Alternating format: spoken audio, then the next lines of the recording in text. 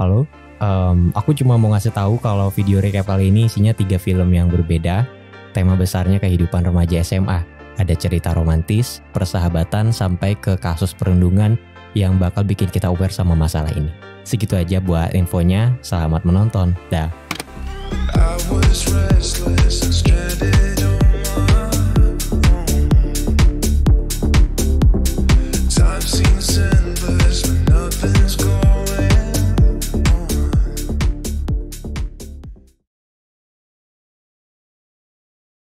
Cerita dimulai ketika remaja laki-laki bernama Ijun berdiri di depan toko koran, membaca sekilas berita Korea Selatan saat mengalahkan beberapa negara ternama di laga Piala Dunia tahun 2002.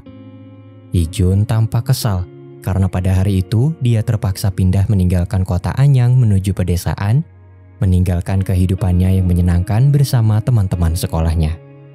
Selama perjalanan di dalam bus, Ijun tidak berbicara sedikit pun dengan ayahnya sampai akhirnya mereka tiba di rumah kerabat. Tidak seperti paman yang terlihat senang, Bibi Ijun tidak menyukai kedatangan mereka dan terus menghela napas. Ijun akan tinggal bersama paman dan bibinya. Tidak ada yang mengawasinya setelah ibunya meninggal dan ayahnya harus fokus bekerja untuk melunasi utangnya. Untuk sementara, Ijun akan tinggal di kamar sepupunya yang sedang bertugas sebagai anggota militer. Ketika bibi mengeluh pada paman, Ijun yang mendengar ini dari dalam kamar merasa tidak nyaman. Keesokan harinya di sekolah baru, wali kelas melihat dokumen kepindahan Ijun dan mengetahui bahwa dia tergabung dalam tim basket. Wali kelas menyayangkan hal itu karena di sekolah ini tidak ada klub untuk olahraga tersebut dan Ijun mungkin tidak bisa melanjutkan kegiatannya. Ijun menegaskan bahwa itu tidak akan menjadi masalah baginya karena dia akan segera kembali ke kota Anyang. Sementara itu, seorang siswi bernama Yeoreum menatap jerawatnya dengan kesal dan mengeluh pada teman-teman sekelasnya, sampai akhirnya Ijun tiba di kelas dan memperkenalkan dirinya tanpa semangat sedikit pun. Seseorang bertanya tentang kota Anyang yang tidak begitu terkenal, dan ternyata letaknya di samping kota Seoul. Ijun terbiasa menggunakan aksen kota Seoul yang terdengar lucu di telinga teman-teman sekelasnya, dan karena itu dia menjadi bahan olokan, membuatnya semakin frustasi dengan semua hal yang sedang menimpanya saat ini. Yeoreum dengan jerawatnya yang mengganggu tidak bisa mengendalikan emosinya. Di jam istirahat, meski terlihat cuek, Ijun tetap menjawab pertanyaan teman-teman barunya mengenai tempat tinggalnya dan selebriti ibu kota. Ijun bercerita bahwa dia hanya pernah melihat penyanyi di sebuah konser. Yeoreum menanggapinya dengan respon negatif, menafsirkan ceritanya sebagai bentuk kesombongan karena dia tinggal di kota. Ijun yang bingung hanya bisa menatapnya, membuat Yeoreum semakin kesal dan berpikir dia sedang mengejek jerawatnya. Suasana hatinya benar-benar sangat buruk dan dia menjadi lebih sensitif dari biasanya. Sepulang sekolah, Ijun melihat salah satu siswa di sekolahnya bermain basket dan ketika bola basketnya menggelinding ke arahnya, dia mengabaikannya seperti tidak tertarik dan kehilangan semangatnya untuk bermain. Di rumah, Yeoreum menolak ajakan orang tuanya untuk pergi melihat pertandingan Piala Dunia. Selain karena tidak tertarik, Yeoreum belum bisa menerima keberadaan ayah sambungnya dan bahkan tidak pernah menyebutnya dengan panggilan ayah. Meski begitu, ayah Yeoreum tetap sayang kepadanya dan terus menghadapinya dengan sabar. Di sisi lain, Ijun mengeluh pada ayahnya tentang betapa panasnya tempat tinggalnya saat ini dan bagaimana dia tidak menyukai dialek orang-orang di sekitarnya. Ayah Ijun yang selalu berpikir positif terus memberi semangat kepada putranya agar dia bisa bertahan. Pada hari itu, Ijun pergi mencari udara segar. Setelah menyadari sepatu basketnya berlubang, dia pergi ke toko sepatu hanya untuk melihat-lihat sebelum akhirnya pergi ke warnet. Di sana, Ijun bertemu dengan Yeoreum dan temannya yang lain, tapi dia terus mengabaikan pertanyaan mereka. Ketika Yeoreum menyebutnya brengsek, Ijun berteriak berkata bahwa dia sengaja diam agar mereka tidak mengejeknya lagi hanya karena dialeknya berbeda. Yeoreum yang merasa tidak pernah mengejeknya menegaskan bahwa mulai sekarang mereka tidak akan berbicara satu sama lain lagi. Namun, kesepakatan ini menjadi sulit ketika guru sekolah menetapkan mereka sebagai petugas piket. Tak peduli sebanyak apapun Yeoreum memohon untuk berganti pasangan, guru sekolah terus menolaknya, dan itu artinya dia akan terus berhubungan dengan Ijun selama 1 minggu ke depan. Suatu hari, karena tidak melakukan tugasnya dengan baik, guru sekolah menghukum Ijun dan Yeoreum. Saat mereka menjalani hukuman, seseorang menggoda Yeoreum dan menyebutnya pacar Jiwook. Jiwook yang melihat kejadian ini hanya tersipu malu karena dia memang menyukai Yeoreum. Namun, tatapannya seketika berubah menjadi sinis saat melihat Ijun yang pernah mengabaikannya di lapangan basket. Sebelum pulang, Ijun dan Yeoreum harus merapikan mading dan poster kelas. Yeoreum beralasan dia tidak membawa celana olahraga dan kesulitan naik ke atas meja karena menggunakan rok. Ijun dengan terpaksa mengambil alih tugas ini sendirian, tapi dia tidak melakukannya dengan benar. Yeoreum yang tidak mau dihukum lagi mengambil alih, dan Ijun menyadari ada noda darah di roknya. Yeoreum yang merasa sangat malu segera membersihkan roknya di toilet, dan dia sangat terkejut ketika Ijun menawarkan celana olahraganya. Sikap manis itu menyadarkan Yeoreum bahwa Ijun tidak seburuk yang dipikirkannya selama ini. Ketika Yeoreum meminta Ijun untuk merahasiakan kejadian ini, Ijun berkata bahwa dia tidak punya siapa-siapa untuk menceritakan hal tersebut. Hati Yeoreum tersentuh, dan sejak saat itu dia tidak pernah bersikap sinis lagi kepadanya. Di rumah, Yeoreum merasa sangat malu ketika ayahnya membawa bunga dan cake untuk merayakan pertumbuhannya yang sekarang sudah resmi menjadi seorang wanita karena telah datang bulan. Meski awalnya bersikap cuek, setelah tahu bahwa ayahnya membawa makanan kesukaannya, Yeoreum dengan malu-malu mengajak ayah dan ibunya untuk makan bersama. Keesokan harinya di sekolah, Ijun dimarahi gurunya karena tertidur di kelas, menyebutnya tidak terlihat seperti atlet karena sering bermalas-malasan. Di saat itulah teman-temannya mengetahui bahwa Ijun adalah pemain basket dan mereka mengajaknya bermain di lapang saat jam istirahat. Ijun bisa dengan mudah mengalahkan Jiwook dan timnya. Dia menjadi kebanggaan teman sekelas, dan tentu saja Yeoreum yang melihat kehebatannya mulai terpesona. Jiwook menyalahkan Ijun karena dia tergabung dalam tim basket dan menyebut pertandingan mereka tidak adil.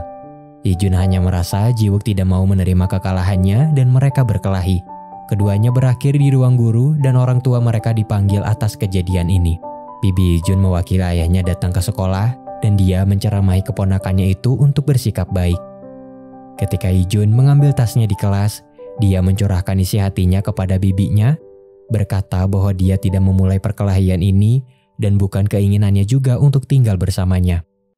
Terakhir, Ijun menjelaskan bahwa dia pernah berjanji kepada ibunya sebelum meninggal untuk memenangkan kompetisi tingkat nasional. Dan karena itu bermain basket sangat penting baginya. Keadaan menjadi canggung ketika ponsel Yeoreum berdering, dan ternyata dia sudah lama bersembunyi di dekat mereka. Yeoreum tidak bermaksud menguping, hanya saja dia mendapat tugas untuk mengunci kelas dan sudah berada di sana sebelum mereka datang. Setelah apa yang terjadi, Ijun meminta Yeoreum untuk merahasiakannya dan dia berjanji akan menjaga rahasianya juga.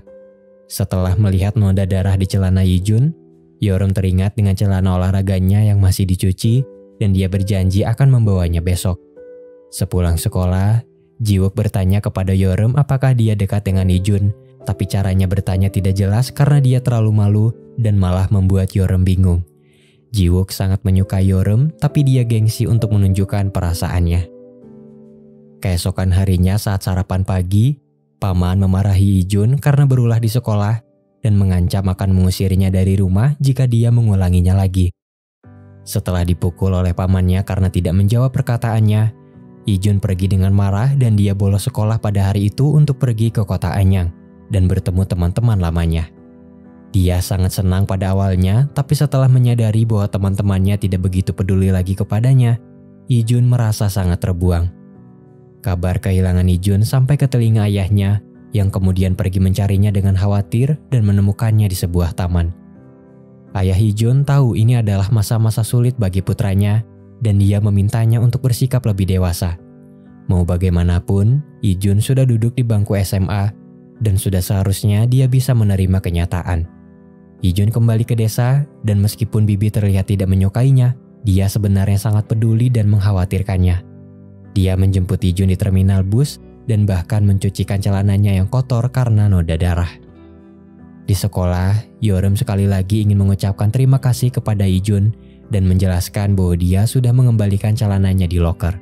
Kemudian, Yeoreum bertanya kenapa Ijun membolos, tapi dia tidak mau bercerita dan hanya menjelaskan bahwa mungkin dia akan kembali ke kota Anyang. Saat mereka bertemu kepala sekolah, Yeoreum berinisiatif meminta kepala sekolah untuk membuat klub basket.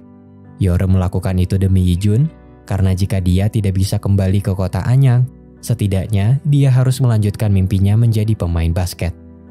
Setelah memikirkan perkataan Yeoreum, Yi-jun datang menemui kepala sekolah dan memohon kepadanya untuk membuat klub basket yang saat itu tidak populer dan selalu menjadi bahan pertimbangan bagi sekolah. Yi-jun percaya pada kemampuannya, dan dia berjanji akan membuat sekolahnya saat ini terkenal karena tim basketnya. Kepala sekolah memberikan syarat unik. Jika tim nasional Korea Selatan memenangkan Piala Dunia, dia mau mengabulkan permintaan Yi-jun.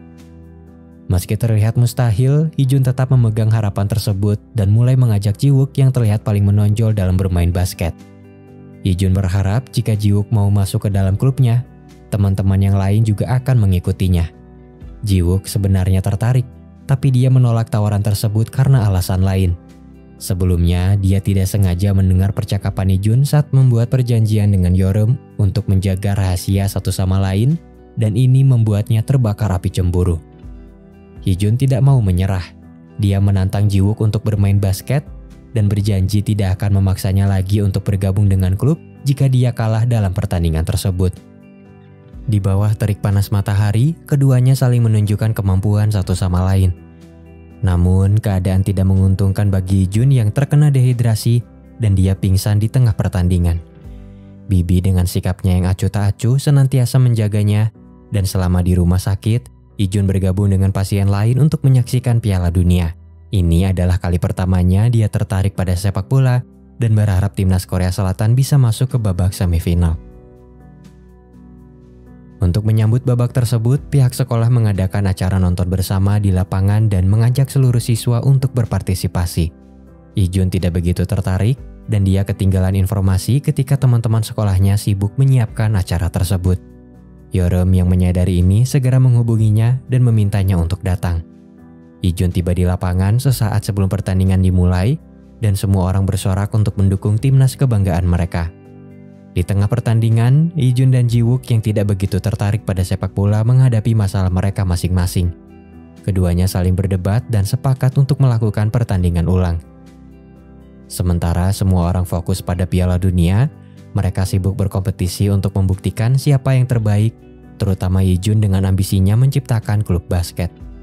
Berbeda dengan orang lain yang sedih karena timnas kebanggaan mereka kalah, Yi-jun sedih karena tampaknya kepala sekolah tidak akan mengabulkan permintaannya. Yi-jun yang tersulut emosi mulai bermain agresif dan akhirnya berkelahi dengan Ji-wook. Keduanya pun dihukum untuk membersihkan lapangan dan Yeoreum ikut membantu. Saat berduaan dengan Yi-jun, Yeoreum bercerita bahwa sebenarnya dia berasal dari kota Busan dan baru pindah ke desa ini saat duduk di bangku kelas 5 SD. Sama seperti Yi-jun, dia juga kesulitan pada awalnya, sering diejek karena aksennya berbeda, tapi akhirnya bisa beradaptasi seiring berjalannya waktu. Yeoreum berharap Yi-jun bisa bertahan sama seperti dirinya. Keesokan harinya, sesaat sebelum berangkat sekolah, Yeoreum melupakan recorder untuk pelajaran musiknya dan sang ayah bergegas untuk menyerahkannya. Yeoreum berterima kasih dan untuk pertama kalinya dia memanggil pria tersebut dengan sebutan ayah, menyemangatinya sebelum berangkat kerja dan pergi meninggalkannya dengan senyum manis. Kabar baik datang dari sekolah yang ternyata mengabulkan keinginan Yi-jun untuk menciptakan klub basket, dan kepala sekolah berjanji akan segera membuatkan lapangan khusus untuk cabang olahraga tersebut. Melalui semangat Yi-jun, kepala sekolah menyadari bahwa banyak di antara siswanya yang menyukai bola basket dan berharap dia bisa mendukung bakat mereka semaksimal mungkin. Ji-wook turut berbahagia ketika semua orang bersorak untuk Yi-jun karena membawa perubahan. Dia tidak pernah menentang keinginan Yi-jun untuk membuat klub basket dan hanya gengsi untuk menerima ajakannya begitu saja. Malam harinya, Ji-wook datang menemui Yi-jun dengan daftar nama siswa yang berpartisipasi dengan klub basket, dan ini menjadi bukti perdamaian di antara mereka. Di rumah, Bibi diam-diam menyiapkan sup rumput laut untuk Yi-jun yang berulang tahun. Dia juga menyiapkan hadiah sepatu basket baru untuknya. Yi-jun tersenyum kecil saat mengucapkan terima kasih dan dia mulai terbuka kepada bibinya. Dengan semua kebahagiaan baru ini, Yi-jun mulai menerima keadaannya. Dia tidak lagi mengeluh pada ayahnya dan mulai nyaman bergaul dengan teman-teman barunya. Di tengah kedamaian itu, untuk pertama kalinya, Jiwook menurunkan gengsinya yang tinggi dengan memuji penampilan Yeoreum dan memanggilnya cantik. Semua orang terkejut, tapi tampaknya Yeoreum sudah menentukan pilihannya sendiri ketika dia menaruh perhatian lebih kepada Yijun dan mendukungnya dalam pertandingan melawan kelas Jiwook. Yijun sangat berterima kasih dan dia memulai pertandingannya dengan penuh semangat.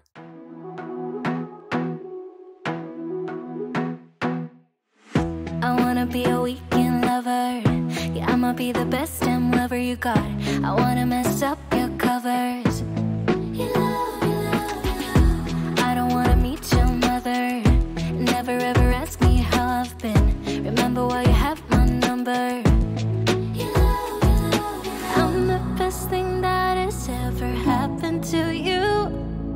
Here's your time to shine. Now show me what you can do. Wait, my lips feel on your body.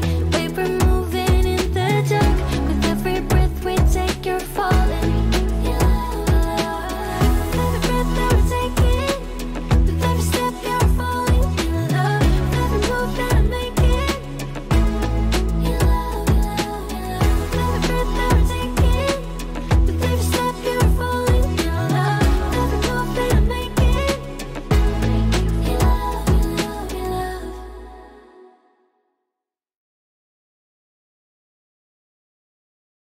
Cerita dimulai ketika siswi SMA bernama Jaeyoung mengisi formulir pembatalan kuliah. Malamnya, dia bergegas ke kantor polisi karena suatu masalah dan tidak sengaja bertemu dengan Wookyu, teman sekelasnya yang tidak begitu dia kenali. Wookyu pergi ke kantor polisi untuk menjemput ibunya, seorang penjaga toko yang dalam keadaan mabuk memukuli seorang pelanggan, dan pelanggan yang dimaksud adalah kakak ipar Jaeyoung. Di kantor polisi, ibu Wookyu yang mabuk memukul putranya di hadapan banyak orang. Suaminya pergi meninggalkannya ketika dia hamil, dan dia selalu menyalahkan Wookyu atas kerusakan hidupnya saat ini. Kakak ipar Jaeyoung datang ke tokonya untuk membeli alat kontrasepsi, dan itu mengingatkannya pada ayah Wookyu yang pergi meninggalkannya dan tidak bertanggung jawab. Sebab itulah dia memukuli kakak ipar Jaeyoung dan berakhir di kantor polisi. Masalah mereka diselesaikan dengan jalur damai. Dan Jaeyoung yang mengetahui akar permasalahan ini memarahi kakak iparnya yang ternyata suka berselingkuh, sementara istrinya sedang hamil di rumah. Ini bukan pertama kalinya dia ketahuan membeli alat kontrasepsi dan berkencan dengan orang lain. Jaeyoung terpaksa merahasiakan perbuatannya karena tidak mau membuat kakaknya depresi. Wookyu tidak sengaja mendengar percakapan Jaeyoung ketika dia menggendong ibunya pulang ke rumah. Jaeyoung dengan kesal meminta Wookyu untuk melupakan apa yang dia ketahui pada malam itu. Jika tidak, Jaeyoung akan menyebarkan rumor bahwa Wookyu tidak punya ayah dan ibunya pecandu alkohol. Begitulah bagaimana mereka dipertemukan dengan cara yang tidak biasa. Jaeyoung tidak pernah merasa nyaman di rumah. Kakaknya dibutakan oleh cinta dan membuat seluruh keluarganya hidup dalam kekacauan. Faktanya, dia pernah mencoba mengakhiri hidupnya sendiri pada kehamilan pertama yang membuat anaknya terlahir prematur karena orang tuanya tidak merestui pria brengsek yang sekarang menjadi suaminya. Sekarang, orang tuanya hanya bisa pasrah dan terpaksa menampung pria tidak berguna itu di rumah, memaksa Jaeyoung untuk tidur di ruang tamu karena kekurangan tempat. Keesokan harinya di sekolah, Jaeyoung sibuk menjalankan bisnisnya untuk menjual rokok, soju, dan barang-barang lainnya yang tidak boleh dibeli anak di bawah umur. Hari itu, pacar Jaeyoung yang bernama Taejung meminta Wookyu bertukar tempat duduk. Wookyu menuruti permintaannya dengan menempati bangku Jaeyoung, dan sepasang kekasih itu bisa banyak mengobrol di bangku belakang selama 1 jam pelajaran. Saat itu, Wookyu tidak sengaja melihat formulir pembatalan kuliah milik Jaeyoung saat dia mengeluarkan beberapa kertas dari kolong bangku. Masalahnya adalah, dia juga tidak sengaja mengeluarkan rokok yang disembunyikan di tempat itu. Setelah menggeledah tas Wookyu dengan mengeluarkan semua isinya, guru sekolah membawanya ke ruang guru. Sementara itu, Jaeyoung memungut kertas yang terjatuh dari tas Wookyu dan terkejut saat mengetahui bahwa itu adalah formulir pembatalan kuliah sama seperti miliknya. Jaeyoung diam-diam mengintip ruang guru untuk melihat apa yang terjadi kepada Wookyu yang ternyata dengan sukarela mengakui bahwa rokok itu miliknya dan menerima hukuman pelayanan masyarakat. Wookyu melakukan itu karena merasa bersalah telah membuat rokok milik Jaeyoung dirampas. Jaeyoung mengembalikan surat milik Wookyu dan meminta maaf karena pernah mengancamnya pada malam itu dengan perkataan yang mungkin menyakiti hatinya. Woo-kyu tidak peduli karena apa yang dia ucapkan saat itu adalah fakta. Namun, Jae-yong menjelaskan bahwa sudah seharusnya dia meminta maaf jika menyinggung perasaan orang lain, terlepas apakah itu fakta atau bukan. Woo-kyu tidak pernah mengharapkan permintaan maaf sebelumnya. Dia sudah terbiasa disakiti oleh ibunya dan berpikir bahwa itu adalah takdir yang harus dia terima sebagai anak yang tidak diharapkan kelahirannya. Kedua remaja ini terikat pada satu masalah yang sama. Mereka tidak mendapat perlakuan menyenangkan dari keluarga, dan rumah mereka yang seharusnya menjadi tempat berlindung justru terasa seperti penjara yang menyiksa. Menjadi masuk akal kenapa mereka ingin melarikan diri dari semua permasalahan ini dan kehilangan semangat belajar untuk melanjutkan kuliah dan mengejar cita-cita. Jae-yong selalu menggunakan KTP milik kakaknya untuk membeli rokok dan barang-barang dagangannya yang lain. Tapi triknya itu tidak berlaku lagi ketika penjaga toko mengetahui identitas aslinya sebagai pelajar. Jae-yong tidak punya pilihan. Dia pergi ke toko kelontong Woo-kyu dan mengajaknya bekerja sama. Woo-kyu bertanya kenapa Jae-yong melakukan tindakan beresiko ini. Jae-yong menjelaskan bahwa dia ingin mengumpulkan uang agar bisa pergi dari rumah dan hidup mandiri. Woo-kyu sedikit memahami perasaannya, karena dia juga ingin pergi meninggalkan rumah dan semua kesedihan yang menyelimutinya saat ini. Setelah membeli beberapa barang, Jae-yong mengajak Woo-kyu pergi ke kafe belajar, tempat di mana dia akan menjual dagangannya. Woo-kyu menolak pada awalnya, tapi kemudian hatinya tergerak dan dia menyusulnya. Ketika polisi datang ke kafe tersebut, Woo-kyu panik dan berpikir Jae-yong akan terkena masalah. Tanpa pikir panjang, dia menyeret balon angin ke tengah jalan dan menciptakan kegaduhan yang membuat para polisi itu segera datang untuk mengatasinya.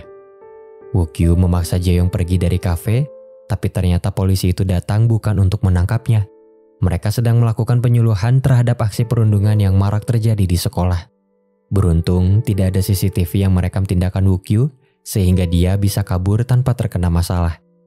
Setelah apa yang terjadi, Woo-kyu yang sudah berubah pikiran menerima tawaran bisnis dari Jae-yong. Apa yang mereka lakukan benar-benar ilegal. Keduanya menggunakan loker umum sebagai media serah terima dengan calon pembeli, dan begitulah bagaimana mereka bisa menghasilkan uang. Hingga suatu ketika, Woo-kyu bertanya apa rencana Jae-yong selanjutnya setelah mendapatkan uang. Jae-yong menjelaskan bahwa meskipun dia belum punya rencana pasti, bukan berarti dia ingin bertahan. Dia hanya ingin kabur dan melepaskan semua kesedihannya saat ini. Ketika bisnisnya berjalan lancar, Jae-yong menukar formulir pembatalan kuliah miliknya dengan Woo-kyu sebagai jaminan. Jika seandainya Woo-kyu berkhianat, Jae-yong akan menyerahkan formulir itu pada wali kelas dan membuatnya dalam masalah karena harus berhadapan dengan ibunya. Woo-kyu dengan segala ketulusannya berkata bahwa dia tidak akan mengkhianati Jae-yong, dan itu membuat hatinya berdebar untuk sesaat. Ketika Jae-yong mengunjungi Woo-kyu di rumahnya, dia mendapat perlakuan manis dari laki-laki tersebut. Woo-kyu dengan lembut memintanya untuk menunggu sementara dia membersihkan ruangan di rumahnya. Saat melihat luka di leher Woo-kyu, Jae-yong merasa bersalah kepadanya. Ulahnya menyembunyikan rokok menyeret laki-laki tidak bersalah itu ke dalam masalah, membuatnya mendapat hukuman dari guru dan perlakuan tidak baik dari ibunya yang jahat. Woo-kyu meminta Jae-yong untuk tidak merasa bersalah karena dia tidak pernah menganggap itu sebagai kesalahannya. Perkataan itu menembus hati Jae-yong yang kemudian mengalami konflik perasaan dan salah tingkah. Selama berpacaran dengan Taejung, dia tidak pernah merasa diperhatikan dan dijaga dengan lembut seperti ini. Laki-laki itu juga tidak pernah bisa memahami keadaannya dan terkesan tidak peduli dengan semua masalahnya. Taejung mungkin menyukai Jae-yong, tapi hanya sebatas status dan kepemilikan sebagai pacar, tidak dengan perhatian dan kasih sayangnya. Setelah membantu Woo-kyu mengobati luka di lehernya, Jae-yong membawa laki-laki itu pergi ke kafe virtual reality. Mereka memainkan game shooter sebagai tim, dan Jae-yong sangat kesal karena Woo-kyu terus mengikutinya dan mengorbankan nyawanya dengan sia-sia. "Aku tidak bisa membiarkan kamu mati sendirian. Kita ini satu tim," kata Woo-kyu. Kalimat sederhana itu membuktikan bahwa meskipun ada di dalam permainan, Woo-kyu tetap peduli kepadanya.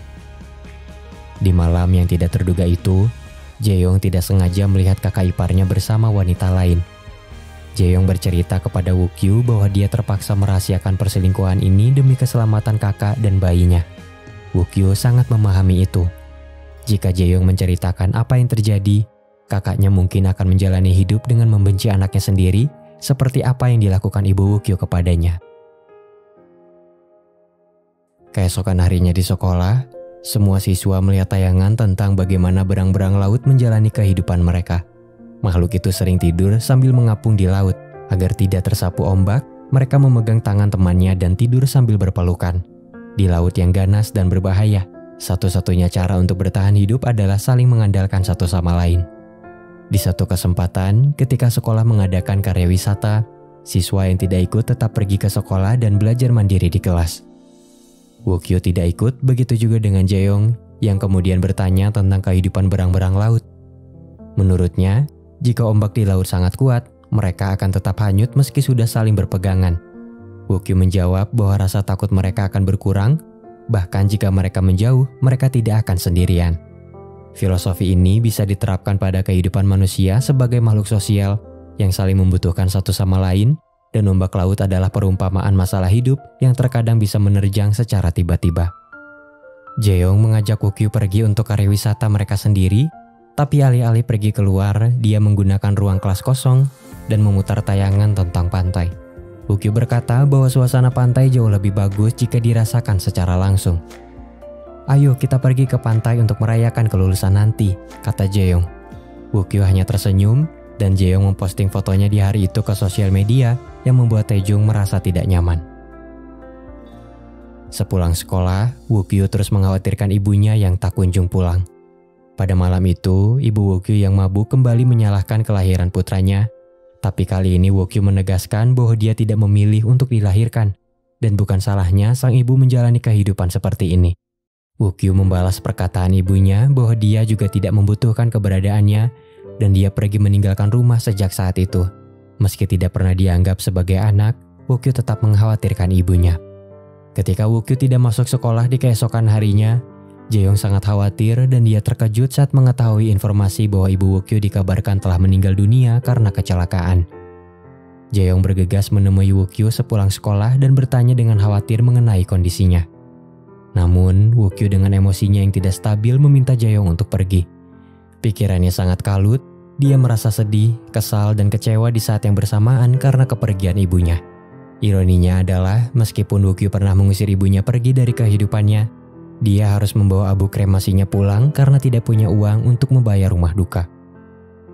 Namun, tidak lama setelah mengusir Jae-yong, Woo-kyu menyadari bahwa dia sudah tidak punya siapa-siapa lagi dan segera mengejar gadis itu untuk meminta maaf.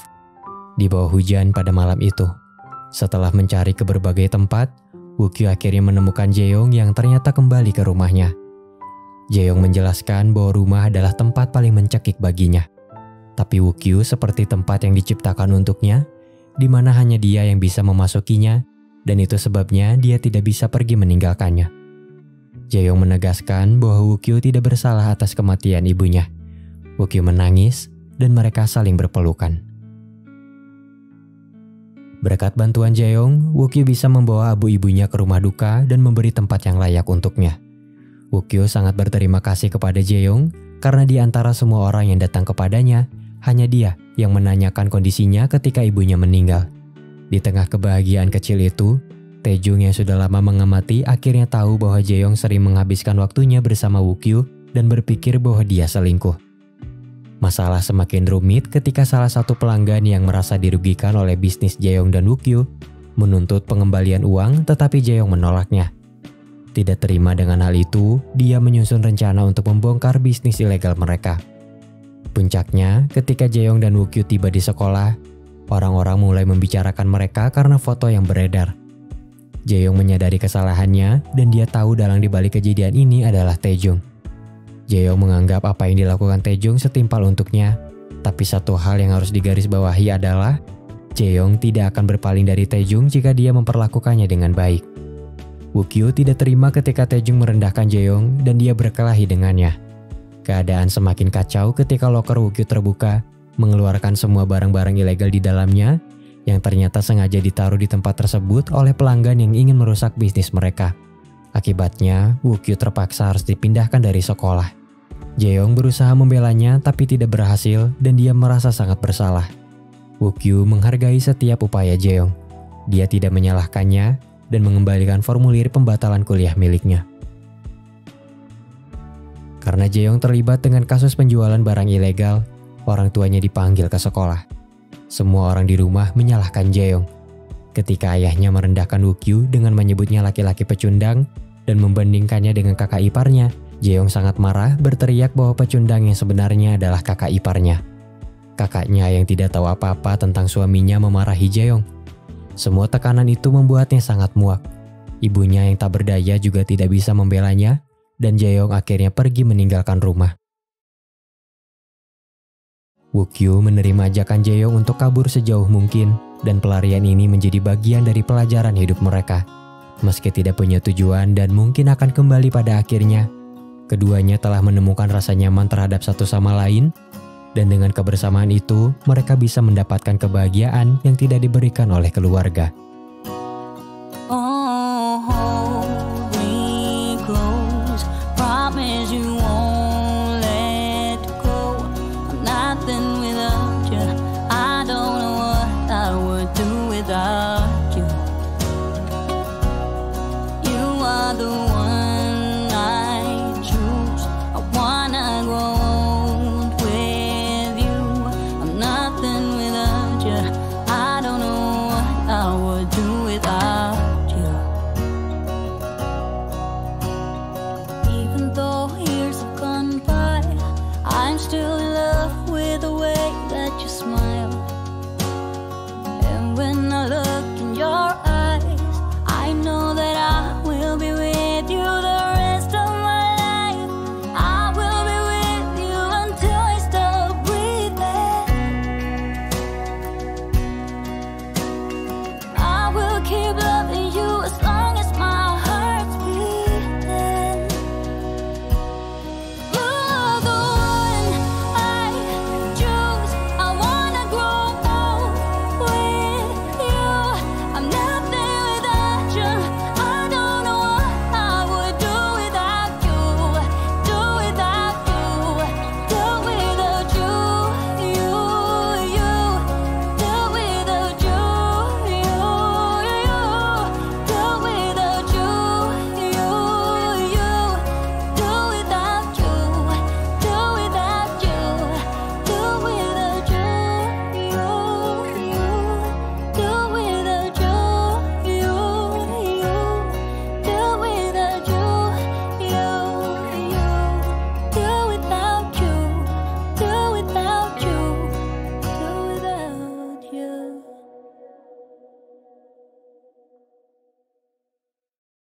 Cerita dimulai ketika siswa SMA bernama Eunho meratapi nilai ujian tryout-nya yang tidak maksimal.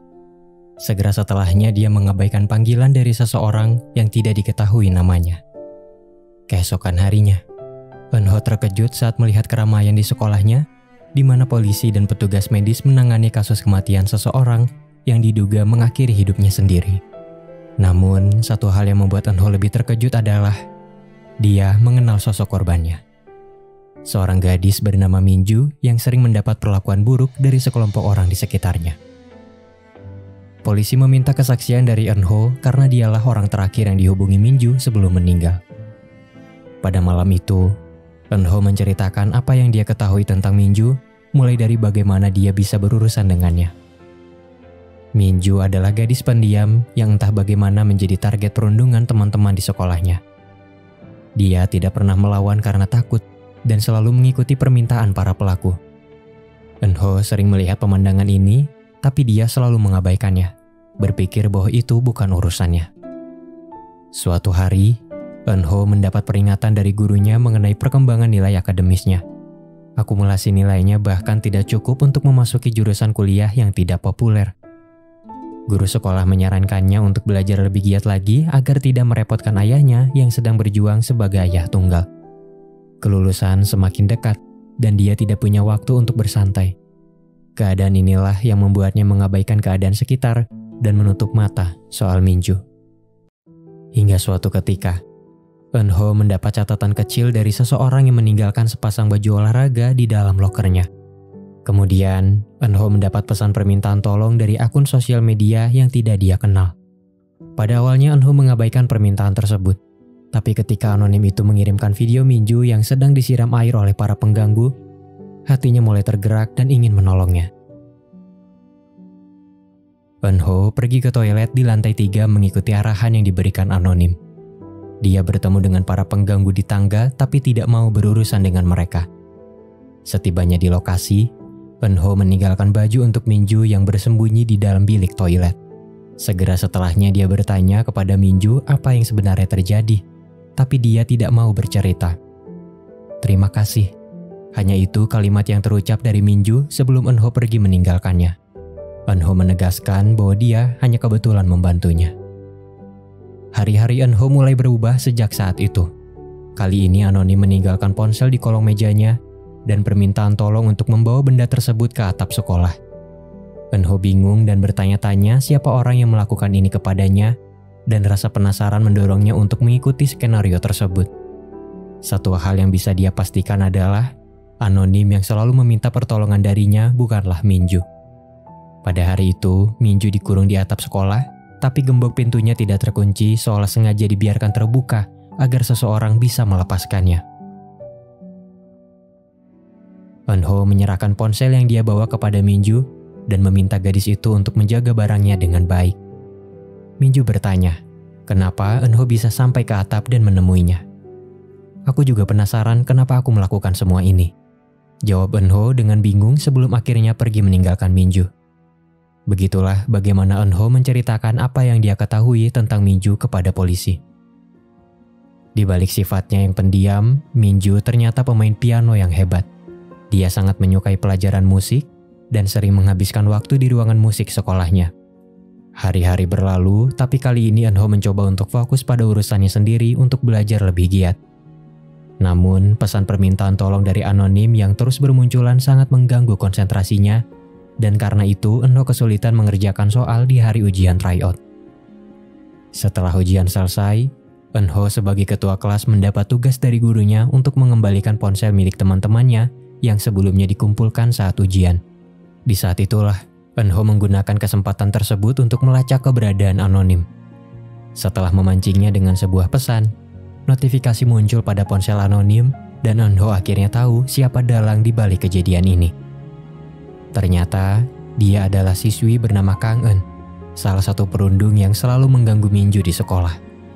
Eunho berpikir Kang Eun melakukan ini untuk bersenang-senang, tapi sebenarnya dia punya alasan tersendiri. Bagaimanapun, Eunho meminta Kang Eun untuk tidak mengirim pesan kepadanya lagi, atau dia akan melaporkan perbuatannya kepada teman-teman berandalnya itu. Di rumah, Kang Eun mendapat hadiah 4 tiket resital dari ibunya yang memintanya untuk pergi bersama teman-teman sekolahnya. Ibu Kang Eun merasa sangat bersyukur karena putrinya bisa menjalani hari-hari di sekolahnya dengan baik, tidak mengetahui apa yang sebenarnya terjadi. Keesokan harinya di sekolah, salah satu perundung merebut baju olahraga Minju dan memaksanya meninggalkan pelajaran tersebut. Melihat bagaimana Eunho terus mengabaikan Minju, Kang Eun mencoba membujuknya untuk menolongnya lagi seperti sebelumnya. Mungkin terlihat munafik dan tidak tahu malu, tapi sebenarnya Kang Eun tidak ingin ini terjadi kepada Minju dan dia berusaha membantunya dengan mengirim pesan kepada Eunho. Sayangnya, Eunho masih menutup mata soal masalah ini dan lebih mementingkan kondisinya sendiri daripada orang lain. Di samping itu, Eunho merasa Minju tidak pernah meminta pertolongan kepadanya sehingga dia tidak punya tanggung jawab untuk membantunya. Kang Eun kecewa kepadanya, tapi dia tidak bisa berbuat apa-apa. Malam harinya sepulang sekolah, Kang Eun pergi ke resital tanpa teman-temannya. Dia tidak pernah menyangka akan duduk bersebelahan dengan Minju yang mulai ketakutan saat melihatnya. "Tetaplah di sini, aku yang akan pergi," kata Kang Eun sambil meraih tangan Minju sebelum pergi meninggalkan resital tersebut. Pada malam itu, ketika Kang Eun terdiam di luar gedung resital, Minju datang menghampirinya. Minju menjelaskan bahwa dia sudah tahu Kang Eun berbeda dari para perundung lain yang selalu pura-pura ceroboh atau sebisa mungkin menahan diri agar tidak menyakitinya. Lantas Minju bertanya, kenapa Kang Eun ingin bergaul dengan mereka? Tapi dia tidak menjawabnya sampai akhirnya salah satu perundung, Hyun, menghubunginya. Pada malam itu, Hyun membutuhkan seseorang untuk menemaninya hangout bersama pacarnya. Sebelum pergi, dia mengajak Kang Eun untuk berfoto bersama dan mereka terlihat sangat akrab. Ketika Hyun pergi untuk mengangkat telepon dari pacarnya, dia tidak sengaja mendengar percakapan dua gadis yang mengenal Kang Eun dan membicarakan masa lalunya yang ternyata pernah menjadi orang buangan di sekolah lamanya. Menjadi masuk akal kenapa dia memilih bergaul dengan para perundung, karena secara tidak langsung itu membuatnya merasa aman. Hyun tiba-tiba merasa kesal, dan dia pergi meninggalkan Kang Eun tanpa kabar. Keesokan harinya di sekolah, Kang Eun mulai diabaikan oleh teman-temannya, dan Hyun mulai bertindak sesuka hati untuk memerintahnya.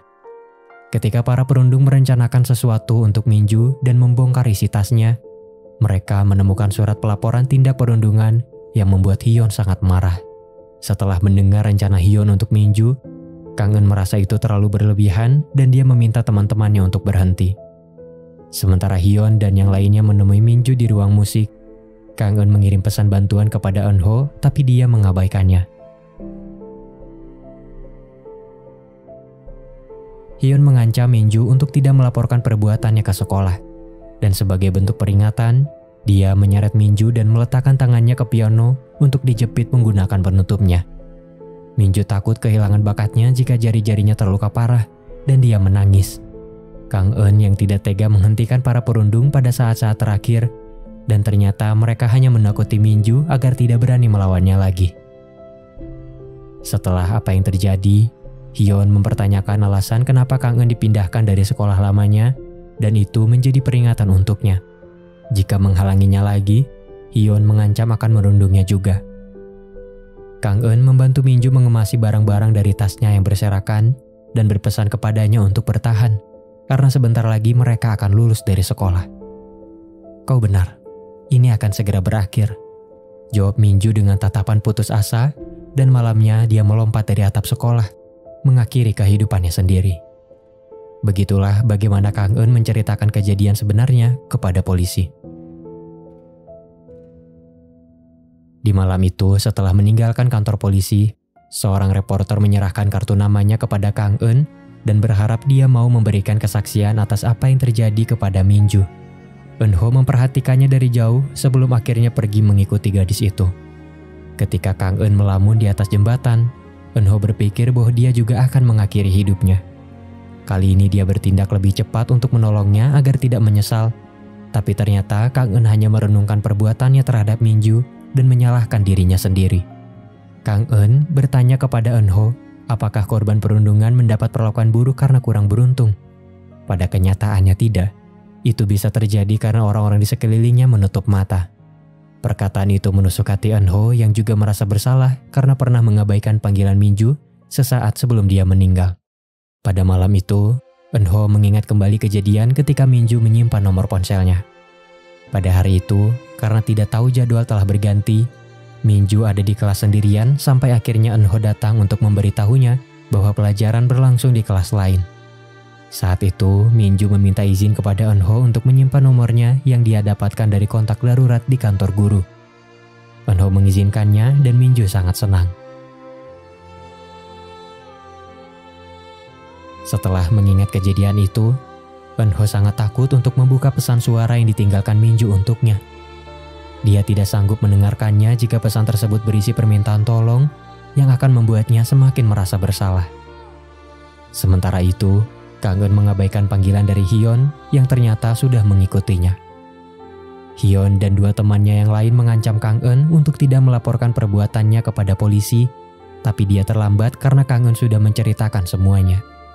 Setelah menyakiti Kang Eun dan menghapus semua video yang berkaitan dengan Minju dari ponselnya, para perundung itu pergi meninggalkannya. Eunho yang melihat bekas luka di leher Kang Eun mulai khawatir dan bertanya apa yang terjadi kepadanya. Sekarang dia menjadi lebih waspada karena tidak ingin mengulangi kesalahan yang sama dengan mengabaikan mereka yang membutuhkan pertolongan. Kang Eun bercerita bahwa pada awalnya dia senang karena tidak menjadi target perundungan dan berharap ada orang lain yang melakukan tugasnya untuk membantu korban. Namun, setelah apa yang terjadi kepada Minju, Kang Eun tersadar bahwa keinginan untuk menolong harus dimulai dari dirinya sendiri. Kang Eun pergi menemui reporter sebelumnya untuk bercerita, tapi wanita itu seperti menganggap pilihan Minju untuk mati adalah tindakan impulsif biasa. Sebagai orang yang pernah dirundung, Kang Eun sangat memahami perasaan Minju.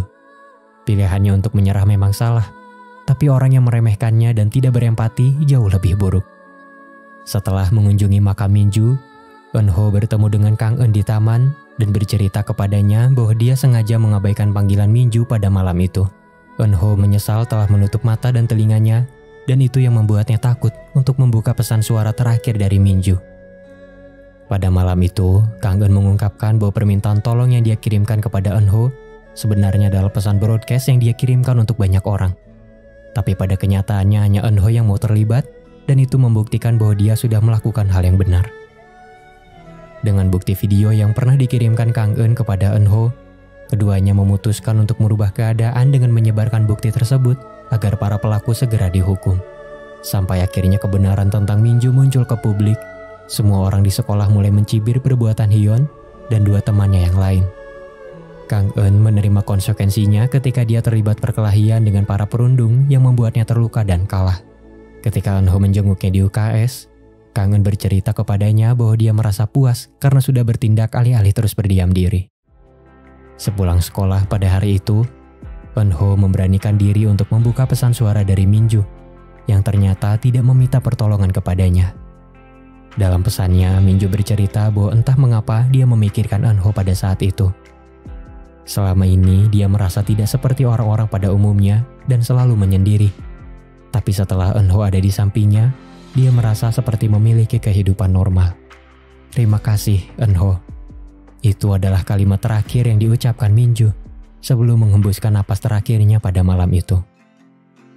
I wish there was a pill to get over someone you love, but doesn't have no more, doesn't have no more. I wish I could delete every inch of me that feel like you're all I need and more.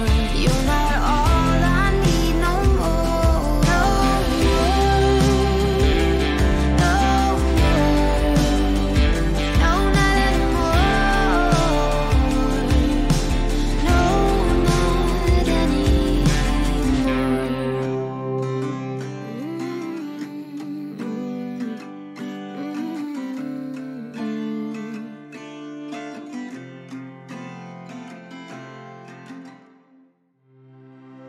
Siapapun berhak menyukai atau membenci seseorang tanpa alasan. Tapi jika sampai merendahkan, mempermalukan, dan menyakiti orang tersebut, hanya mereka para manusia sampah yang sanggup melakukannya. Mereka yang menyerah atas kehidupan dan memilih untuk mati memang salah. Tapi orang yang meremehkan dan tidak berempati pada kesedihan mereka jauh lebih buruk. Jadilah saksi yang bertindak saat melihat kasus perundungan. Dan jangan menjadi pengamat yang diam seolah tidak peduli. Sesederhana apapun tindakan kecil, jika itu bisa membantu seseorang yang kesulitan, percayalah bahwa kebaikan tersebut akan dibalas dengan sesuatu yang lebih besar. Setiap anak tidak memilih untuk dilahirkan. Mereka ada karena keinginan orang tua yang punya tanggung jawab untuk menjaga dan merawatnya dengan baik. Bagi sebagian orang, rumah dan keluarga adalah mimpi buruk. Keadaan itu yang membuat mereka menjalani hidup dengan sudut pandang yang berbeda. Jika tidak merasakan kepedihan mereka, jangan pernah menghakimi.